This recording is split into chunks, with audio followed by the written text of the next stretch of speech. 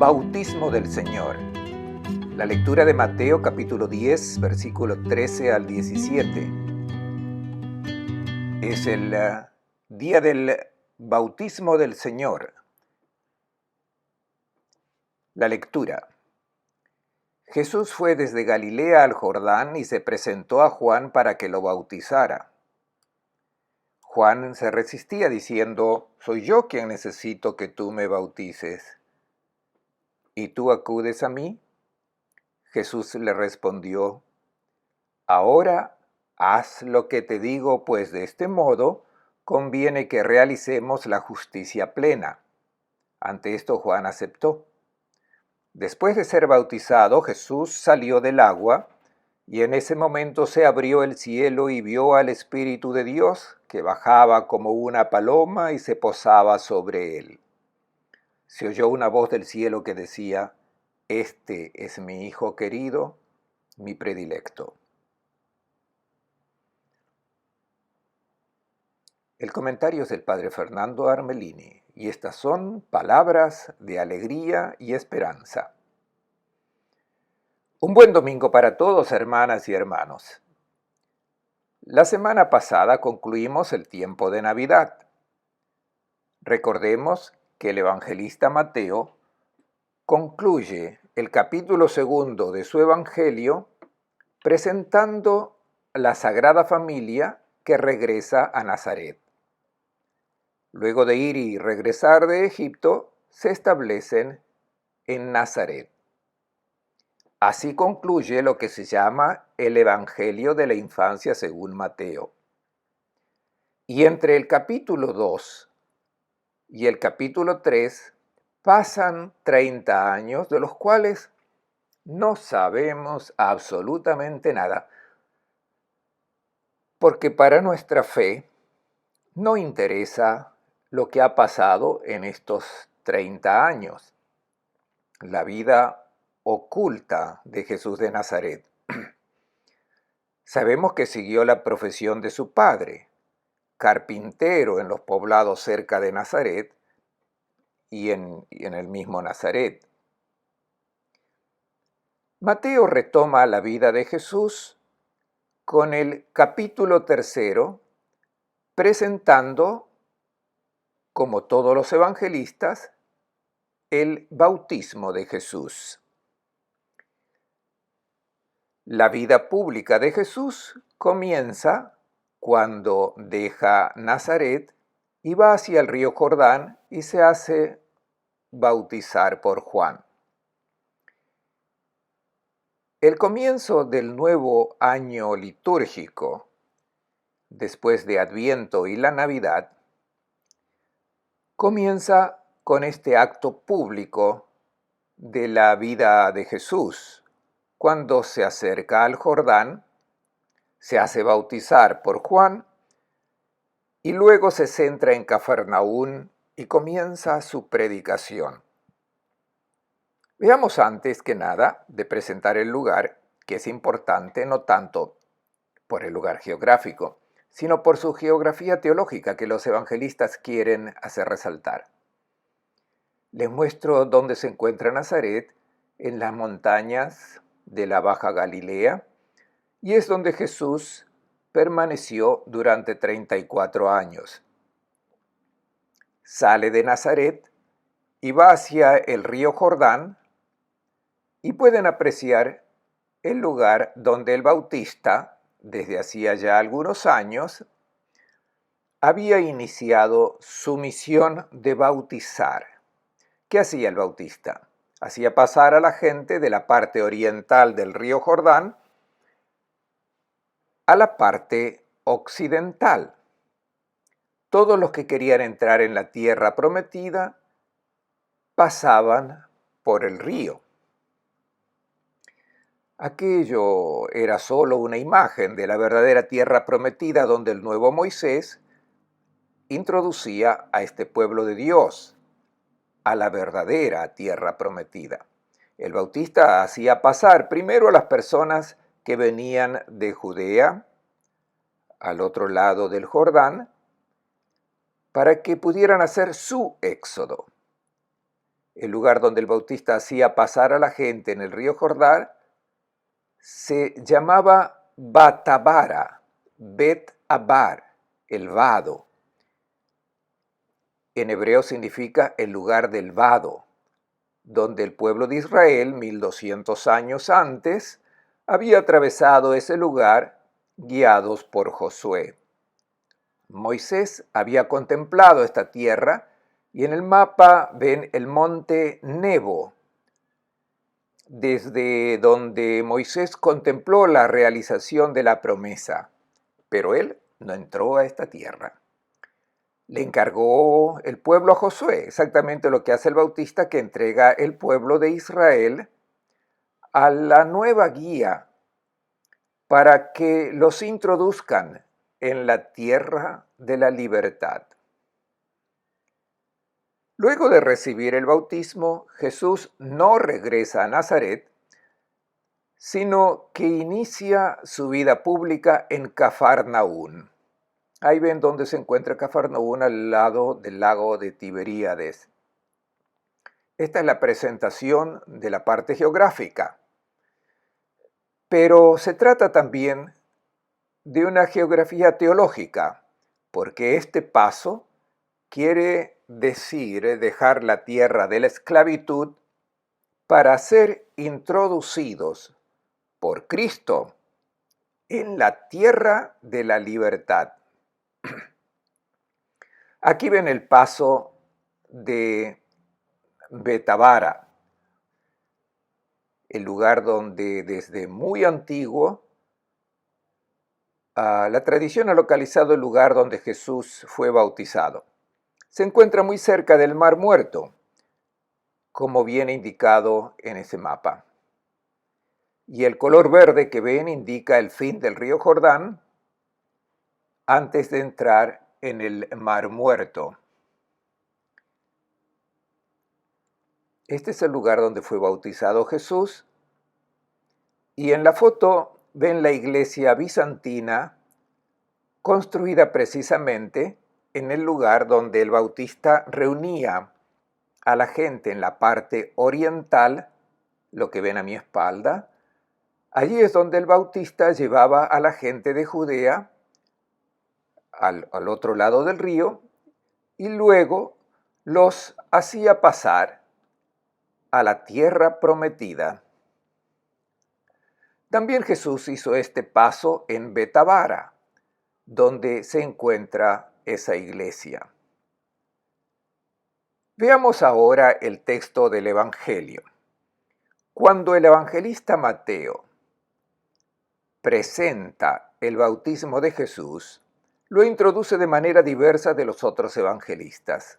Dice que Juan no quería bautizar a Jesús porque hacerse bautizar era reconocer que se era un pecador, o sea, una persona lejana de Dios. Y Jesús no estaba alejado de Dios. Había venido a mostrarse a nosotros, pero sin ser un pecador. El hecho de que Jesús se hiciera bautizar seguramente trajo problemas en las comunidades primitivas y por tanto se necesitaba una explicación. Y el evangelista Mateo, que escribe para los hebreos, dice que el bautista no lo quería bautizar. Y esta es la respuesta de Jesús. Ahora haz lo que te digo, pues de este modo conviene que realicemos la justicia plena. Y el bautista lo bautizó e hizo pasar a Jesús el río Jordán. Encontramos que Jesús comienza su vida pública en la parte occidental del río Jordán, porque inicia su éxodo con el pueblo que quiere entrar en la tierra de la libertad. Jesús dice a Juan: conviene que realicemos la justicia plena. Juan tiene una idea de la justicia que no es precisamente la de Jesús. El Bautista todavía pensaba en un Dios que rechazaba el mundo de los malvados, pero Jesús le dice al Bautista: estate atento porque está por entrar en el mundo una nueva justicia.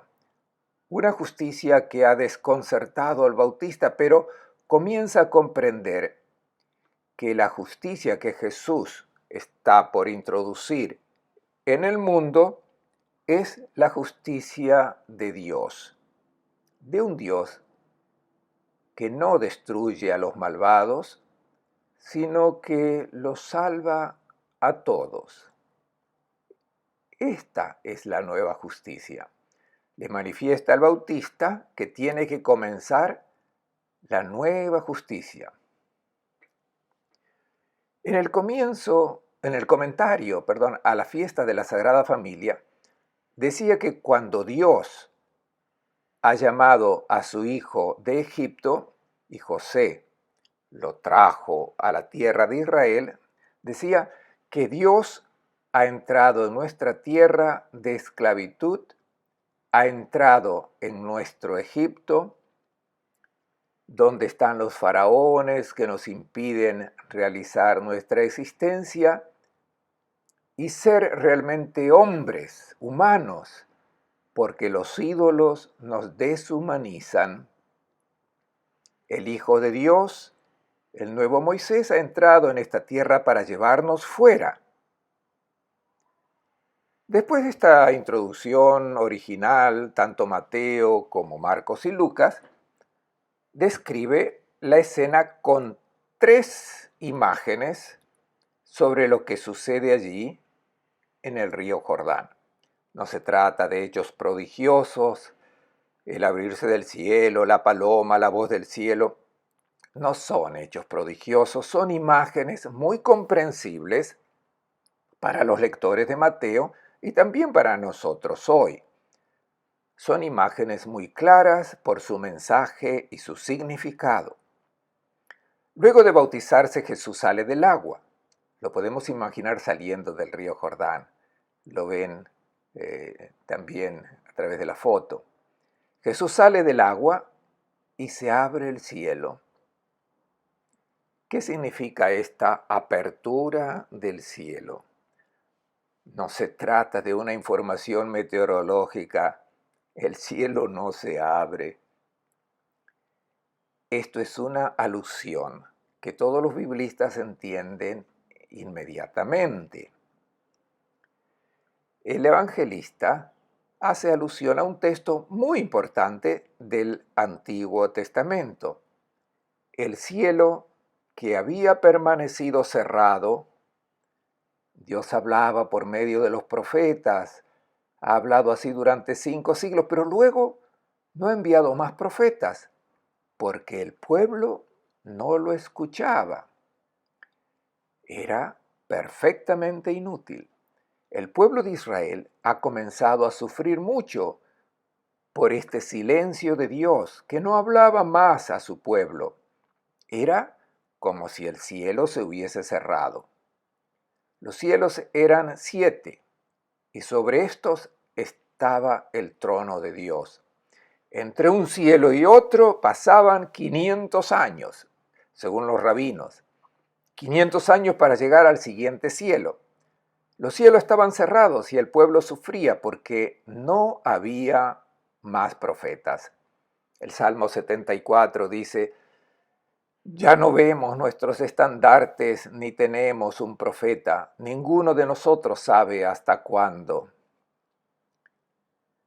Nadie sabe lo que Dios piensa, no sabemos qué debemos hacer para estar en sintonía con sus pensamientos y sus deseos. Esta era la situación en que se encontraba el pueblo de Israel cuando Jesús se hizo bautizar. Por eso dice el evangelista Mateo que cuando Jesús sale del agua, comienza a mostrar el rostro de Dios y pasará por todas las aldeas para mostrar el rostro auténtico de Dios, el rostro del hombre nuevo. Dice el evangelista: en ese momento se abrió el cielo. Al principio del capítulo 64 del libro de Isaías hay una hermosa plegaria en la cual el pueblo de Israel se vuelve al Señor y le dice: estabas enojado y nosotros fracasamos.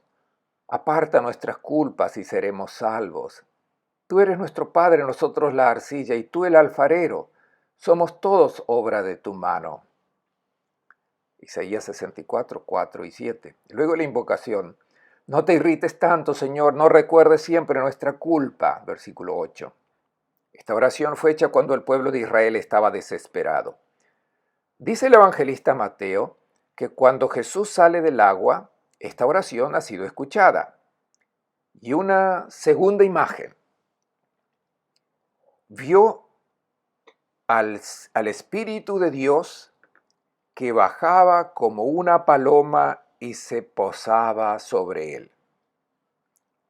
No se trata de una paloma material, física. La paloma recuerda inmediatamente un texto del Antiguo Testamento. La paloma que al término del diluvio regresa con un ramo de olivo en el pico, que es el símbolo de la paz. La paloma es símbolo de dulcedumbre.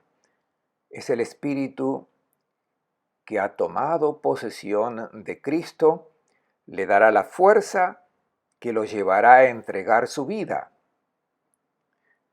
y a dar inicio a un mundo totalmente nuevo. Es el espíritu que se presenta con la imagen de una paloma, la dulcedumbre de la paloma. El espíritu que moverá a Jesús siempre con la dulcedumbre delante de todas las personas que se han equivocado en la vida. Si se presenta con dureza es para aquellos que no lo reciben, pero estará siempre de parte de los que lo necesitan, siempre con una actitud dulce. No quebrará la caña doblada, no apagará la mecha humeante. Y hay algo más que nos recuerda la paloma. Todos nos acordamos del pasaje del diluvio, pero si leemos el texto del libro del Génesis, el relato mítico, y buscamos el significado auténtico, dice Dios al fin del diluvio: no volveré a maldecir la tierra a causa del hombre. Sí, el corazón del hombre se pervierte desde la juventud. Hago alianza con ustedes. El diluvio no volverá a destruir la vida, ni habrá otro diluvio que destruya la tierra. Génesis 8, 21 y 9, 11. No es el agua del diluvio lo que Dios manda, sino el espíritu que cambia al hombre, a la persona. Dios no interviene destruyendo al hombre cuando se da la maldad en el mundo, sino que interviene enviando su espíritu, que da origen a una nueva creación. Dios no destruye al pecador, al malvado. Y esto es lo que dice la historia mítica del diluvio.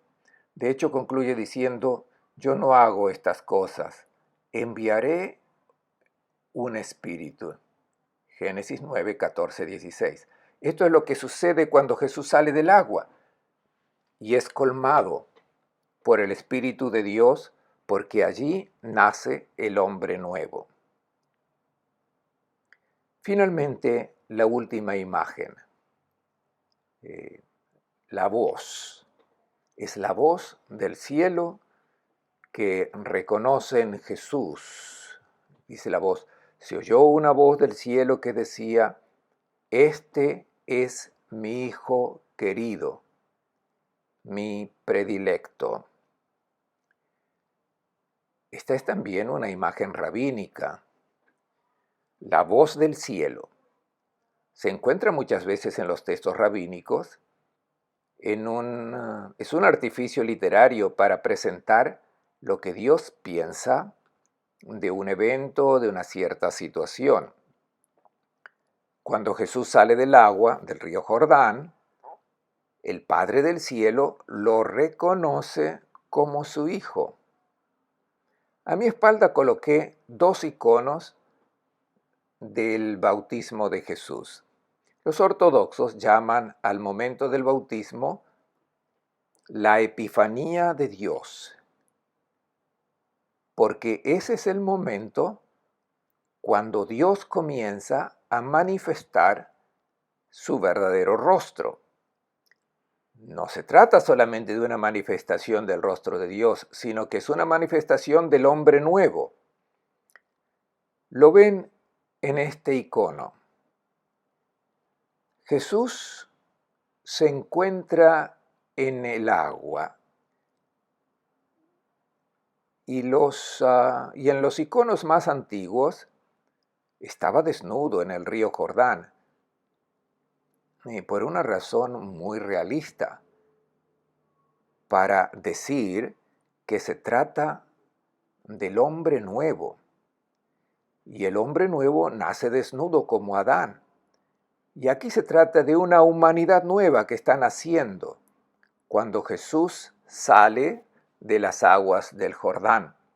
Ven a los pies de Jesús a la humanidad vieja que ha dado origen a este hombre nuevo que ha estado colmado del Espíritu del Padre. Esta voz del cielo reconoce en Jesús al Hijo. Lo sabemos que en la cultura semítica el término hijo no significa solamente la paternidad biológica, indica mucho más. Implica la afirmación de una semejanza con el generador. Semejanza no solo solamente en el aspecto exterior, sino en todo lo que caracteriza a la persona humana. Los valores en que una persona cree, las obras morales, el modo de reflexionar, de hablar, de hacer. Presentando a Jesús como su Hijo, el Padre garantiza que se reconoce perfectamente en Él y por tanto nosotros debemos contemplar el rostro de Dios, no debemos hacer razonamientos, al Hijo que se asemeja con el Padre a la perfección, es el amado. Nosotros somos hijos de Dios porque el Espíritu, que es la vida divina y que Jesús poseía en plenitud, ha sido dado también para nosotros. Por tanto, también nosotros tenemos la semejanza con Dios, con el Padre, pero no de la misma manera que Jesús. Jesús es el amado.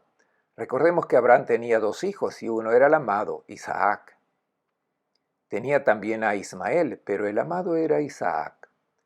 El amado es el unigénito, Cristo. Nosotros somos amados por el Padre porque somos sus hijos, pero Jesús es el unigénito y es en Él en quien el Padre ha puesto su beneplácito, como el siervo del cual habla el profeta Isaías, que es enviado al mundo para traer este mensaje de alegría y de salvación, porque el siervo del Señor debe llevar esta luz a todos los pueblos. Esa luz que es el amor de Dios que se anuncia a todos. Esta voz del cielo destruye el juicio que los hombres han pronunciado sobre Jesús. Ha desmentido todas las esperanzas mesiánicas del pueblo de Israel, que no podía aceptar un Mesías humillado, un Mesías abatido, un Mesías ajusticiado. Estamos al comienzo del año.